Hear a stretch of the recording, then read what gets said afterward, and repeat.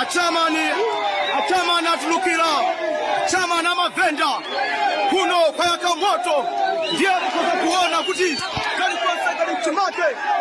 pali chitetezo chokima kwambiri chamani watulukira ateya chitetezo ni chokima kwambiri palibe kupanga za masewera pano kuli mwana wa Mungu amayenda bambo ndiye timafuna kuti timve ateya ayankula chani kuna mtiji wangu ngenda kusongana pano ndiye timununga chita inu ndikukaa pamwepo kuti muambe kuti ateya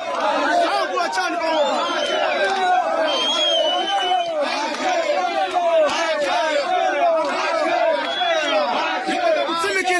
chitetezo nichokiwa kwambiri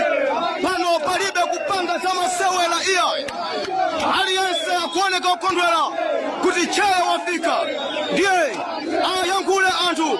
bwanja mayenda bambo mutakapo mwepo poti pano achaya afika kuli kanthu kwa kanthu ndi scissors zanga Mike Sakalicho kuti bwanji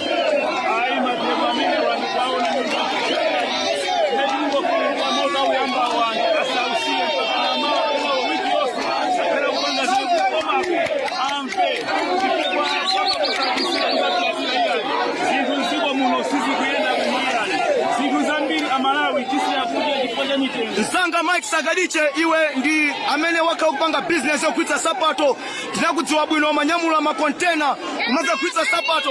pata kalipa ano kuzosiyanitsa bwanji ndi nthawi yambuyo amene unkapanga ma business